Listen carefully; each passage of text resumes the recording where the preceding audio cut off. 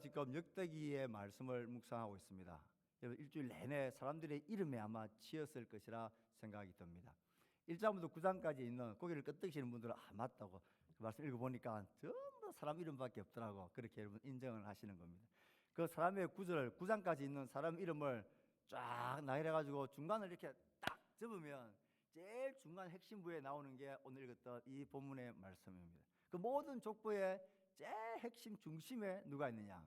이 레위 지파가 아론의 자손이 거기에 딱 있습니다. 그 이 족보가 말해주고 싶은 게 그 위치상에도 분명한 거예요.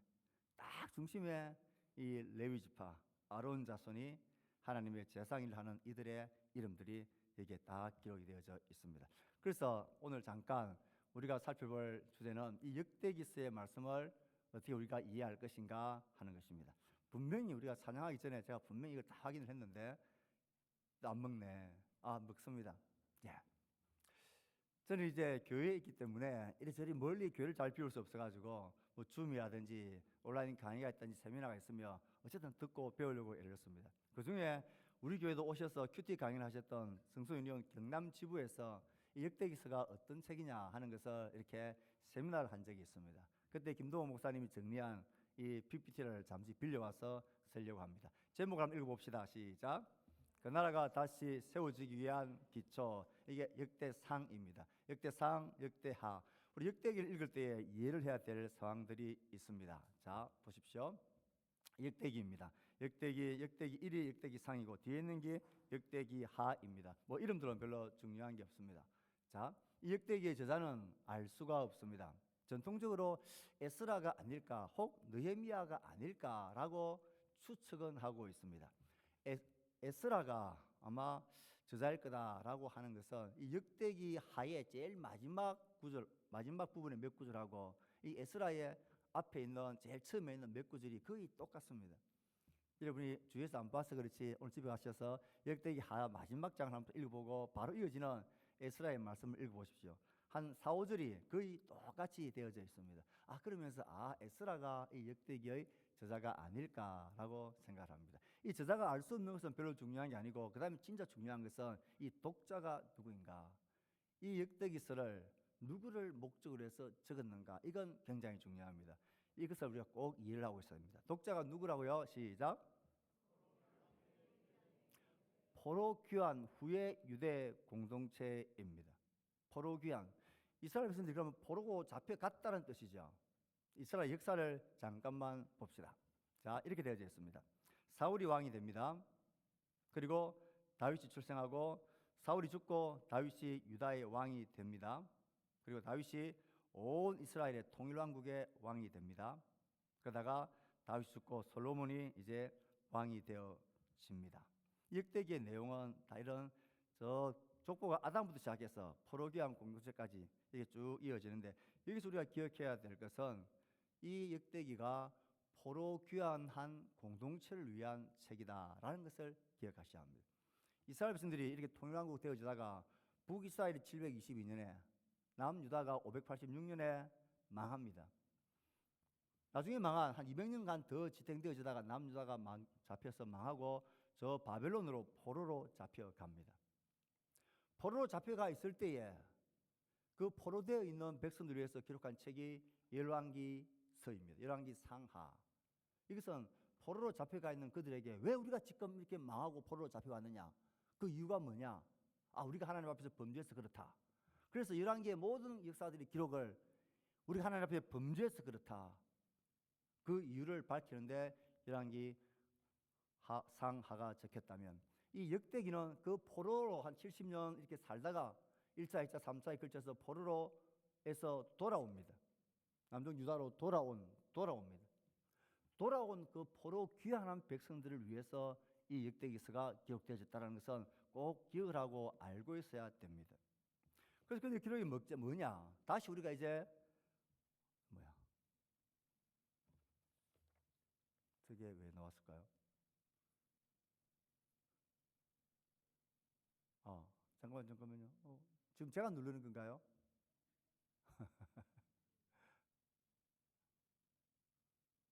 자, 글이 안 보인다. 예, 이거는 보입니다. 자, 포로로 잡혀갔다가 그들이 돌아왔습니다. 자, 돌아와서 보니까 성전은 여전히 파괴되어 있고 성벽은 무너져 있고 여전히 우리는 강대국의 속국으로 이렇게 되어져 있습니다. 그래서 이 폐허된 자리에서 우리가 다시 시작할 수 있겠냐? 다시 우리가 시작할 수 있겠냐? 그래서 우리가 하나님의 백성으로서의 정체성을 우리가 회복해야 되고 다시 우리가 하나님의 언약이 우리 가운데 있고 성전이 다시 회복될 수 있겠냐? 우리가 거룩한 백성으로 다시 우리의 삶을 회복해야 된다. 이 회복의 이야기, 다시 시작하는 이야기가 이 역대기의 기록입니다. 자, 돌아와서 다시 시작할 때에 가장 중요한 게 뭐냐? 우리가 누구냐라는 거예요. 그래서 역대기의 족보는 딱 열면 누구부터 시작됩니까? 아담부터 시작됩니다. 아담. 역대기를 딱 열면 아담부터 족보 이야기가 쭉 시작되어집니다. 그리고 포로기와는 그 공동체까지 쭉 연결됩니다. 아담을 기록하고 있는 것은 이 하나님의 이 역사 속에 아담으로부터 시작되어진 이 역사가 한 번도 중단되지 않고 지금도 계속해서 우리 가운데 이어지고 있다. 그 족보를 보면서 우리는 이런 아담으로부터 그리고 하나님의 언약의 백성으로 우리가 여기에 지금 있다. 그리고 우리가 다시 돌아와서 이곳에서 하나님의 성전을 세우고 그곳에서 제사장들을 통해서 예배가 회복되어지고 그러면 하나님의 언약인 다윗의 영원한 언약이 우리 가운데 다시 실현되어질 거다. 이것을 그들에게 말해주고 싶은 것입니다. 그래서 그들은 포로 귀환해서 돌아왔어. 우리가 어떻게 다시 시작할 거냐? 너희의 정체성이 의미 없는 자들이 아니라 너희들은 아담으로부터 시작되어진 이 하나님의 계속되어지는 족보 속에 너희들이 있다. 그리고 그곳에 유다 족속이 강조되어지고 유다 족속이 강조되어지는 것은 그 속에 다윗이 있기 때문입니다. 다윗 왕 그리고 레위 지파들이 강조되어지는 것, 아론의 지파가 강조되어지는 것은 자손이 강조되어지는 것은 그것이 성전을 지키고 성전을 회복하는 길이기 때문에 그렇습니다. 그럼 역대기에 기록되어진 다윗은 성전을 준비하는 다윗, 솔로몬은 성전을 세우는 다윗, 그리고 레위 자손들이 문지기들, 찬양하는 사람들, 이 아론의 지파들이 이 제사장 직무를 감당하는 그런 이야기가 굉장히 중요하게 되어져 있습니다. 자, 봅시다. 아까 이걸 잠깐 다시 봅시다. 사울이 왕이 되어서 몇십 년? 40년. 두 번째 왕 다윗이 40년. 솔로몬이 40년. 이 솔로몬까지는 통일왕국으로 있다가 이제 북이스라엘과 남유다로 갈라집니다. 931년에. 그러다가 북이스라엘이 722년에 망합니다. 아수르에 의해서 흩어지고 망합니다. 그리고 586년에 바빌론의 포로로 되어져 가서 남쪽 유다가 망합니다. 자, 지도를 한번 볼까요? 참 멀리도 포로로 잡혀가서 바빌론이 저 멀리 있습니다. 저 먼 곳에서 오랜 시간이 지나고 그들이 돌아온 거예요. 돌아와서 보니까 아주 엉망진창입니다. 우리가 어떻게 시작할 수 있느냐? 우리는 하나님의 언약의 자손이다. 그리고 다윗의 약속이 우리에게 있다. 성전이 회복되어지면 우리는 살 수 있다. 이것이 우리의 다시 시작할 수 있는 방법이다. 그것을 강조하고 있는 책입니다. 그 나타나는 지역들은 저 길보아 산에서 사울이 죽죠. 그리고 예루살렘이 어디 있는지를 꼭 보셔야 합니다. 블레셋과 싸웠던 그 지점들이 역대기에 계속해서 나옵니다. 여기서 기본적으로 참고로 다윗은 헤브론에서 먼저 왕이 됩니다. 그곳에서 몇 년 몇 개월을 다스립니까? 7년 6개월 다스립니다. 그리고 예루살렘에서 또 몇 년을요? 33년을 다스립니다. 그래서 40년간 통치를 하게 되어집니다. 자, 이 역대기가 이렇고요. 역대기 주제들을 잠깐만 살펴봅니다. 주제들 넘어가겠습니다. 이건 뭐 그냥 보시면 될 것 같고요.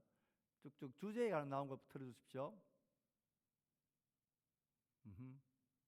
여기도 넘어갑니다. 여기도 넘어갑니다. 여기도 넘어갑니다. 예, 넘어갑니다. 자, 이 역대기에서 다루고 있는 중요한 것이 앞에 말했다시피 우리가 언약 백성으로서의 정체성을 우리가 확인하자. 이게 역대기에서 나오는 중요한 내용입니다. 아담의 족보로도 시작되어지는 우리는 버려진 백성이 아니다. 하나님 언약 안에 있는 백성이다. 그래서 족보를 쭉 해놓은 거예요. 족보 이야기를 보면 나의 뿌리가 어디다? 우리의 시작이 어디다? 우리의 모습은 지금 형편없지만 우리의 정체성은 아담의 언약부터 시작되어진 이 놀라운 족보 가운데 우리가 있다. 하나님이 이 역사를 지금도 이어가신다. 그것을 우리에게 이야기해 줍니다. 그리고 그 다음에 중요한 것이 이겁니다. 다윗 언약을 재확인시켜 줍니다. 이거 안 먹네요. 넘어가 버렸다. 왜 족보 이야기 중에 유다 지파가 제일 먼저 나오느냐? 양이 많으냐? 그것에 다윗 왕이기 때문입니다. 다윗 왕이 왜 중요하냐? 하나님이 다윗 왕에게 언약을 주셨기 때문입니다. 너희 왕조를 내가 견고하게 해주겠다라고 이야기합니다. 그래서 내 집과 내 나라를 내가 세우겠다. 하나님이 다윗 언약을 말씀하십니다. 그래서 이 다윗 언약이 그들 회복되지 하는 것은 지금 우리가 이렇게 비참한 처지에 있는데 우리가 회복될 수 있냐? 그 근거가 뭐냐? 다윗의 언약을 봐라. 하나님 우리에게 이렇게 약속하셨다라는 것을 이야기합니다. 그리고 중요하게 여겨지는 것이 이 성전에 관한 이야기입니다. 성전과 예배를 역대기는 굉장히 중요하게 다루고 있습니다. 단순한 건물이 아니라 여기서 예배하고 하나님의 관계 회복되어지고 그곳에서 레위인들은 성전에 일을 맡고 제사장들은 제사를 드립니다. 그래서 앞에도 이야기했다시피 다윗은 성전을 준비하는 사람으로, 솔로몬은 성전을 짓는 사람으로 나옵니다. 다윗이 성전을 준비하고 솔로몬이 성전을 짓고 레위인과 제사장들이 창의들을 조직하고 문지기가 되고 이 제사를 드리는 이 이야기가 굉장히 많이 나오고 그에 관한 족보들, 사람들 이름이 쭉 나열되어져 있습니다. 우리의 회복이 어디에 있느냐? 성전 회복되어지고 성전 예배가 회복되어질 때에 우리나라의 회복이 있고 다윗 언약이 우리 가운데 이루어지고 우리가 새롭게 설 수 있다. 이게 그들의 신앙이었습니다. 그래서 역대기에는 이것을 계속해서 이야기해주고 있습니다. 그 다음에 또 하나가 이것입니다.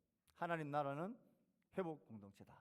하나님 나라를 우리가 회복한다. 여러 가지 다양한 지파들이 쭉 나오지만 이 모든 지파를 하나님께서 통하여서 다윗의 왕조 그리고 그 언약의 성취를 우리 가운데 이루어내시는 이스라엘의 회복 공동체로서 이스라엘을 하나님 우리에게 말씀하십니다.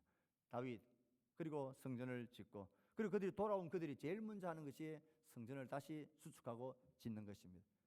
그걸 통해서 우리가 하나님을 향해 예배하고 그의 말씀 안에 교제하고 그의 백성으로 살아갈 때에 그런 공동체가 될 때에 우리 공동체도 진정한 회복이 있고 하나님의 은혜가 있는 그런 회복이 역사가 일어납니다. 마지막은 이겁니다. 순종과 불순종에 따른 하나님의 보응이 분명하게 나옵니다. 사울 하면 불순종, 다윗 하면 순종하는 회개하는 왕. 사울도 다윗도 죄를 짓지 않았어가 아니라 똑같이 죄를 지었지만 사울은 돌이키지 않았습니다. 하지만 다윗은 회개하고 돌이켰습니다. 돌아오지 않는 자들은 몰락하고 돌아온 다윗은 살고 회복되어집니다. 그래서 그 다윗의 언약도 회복되어집니다.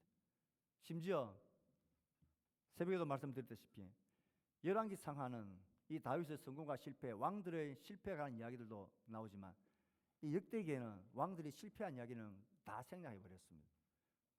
또 역대기에는 북이스라엘 왕조 이야기는 아예 안 나옵니다. 역대기는 전부 다 남쪽 유다 왕들의 이야기만 나옵니다. 목적이 이 유다의 다윗 성전이 회복되어져야만 다윗의 언약이 우리 가운데 힘이 있다는 거예요. 그 언약에서 이미 떠나버린 북이스라엘은 역대기 제사에 관심에도 없었습니다.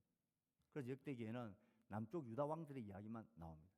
남쪽 유다 왕들의 이야기들 중에서도 잘한 것만 열왕기서에 나오는 죄짓고 하나님 두들겨 맞고 하는 이야기는 거의 안 나옵니다. 그런데 다윗의 이야기 중에 인구조사를 한 이야기는 나온다 그랬습니다.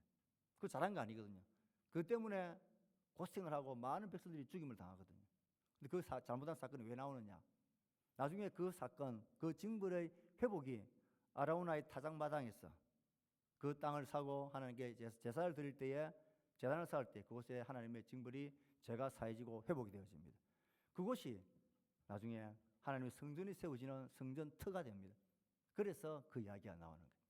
그 이야기의 핵심은 이곳에서 성전이 회복되고 성전이 세워지는 이곳에서 우리 회복과 우리의 언약의 성취가 있다는 것을 보여주기 위해서 그것은 다윗의 잘못한 점을 드러내기 위해서가 아니라 다윗의 성전이 이 일을 통하여서 여기에 세워진다. 그것을 보여주기 위해서입니다. 그래서 역대기에는 자 참고합니다. 역대기의 대상은 독자는 누구였다고요? 포로귀환 후의 공동체입니다. 후에. 그리고 그것의 중심적인 내용은 그들의 정체성입니다.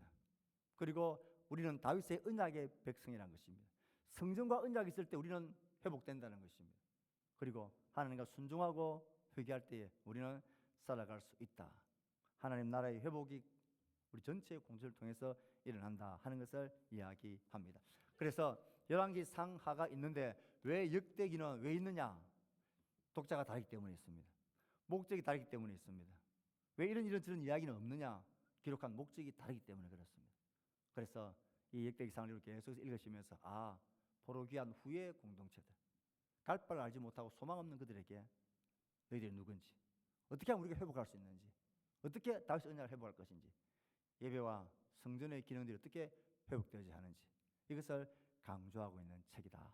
그렇게 하시면서 앞으로 우리 계속해서 역대기상이 지금 계속해서 가고 있는데요, 역대기상을 쭉 읽으시면서 이런 관점을 가지고 하나님의 말씀을 잘 따라오고 잘 묵상할 수 있게 되기를 바랍니다. 기도하겠습니다.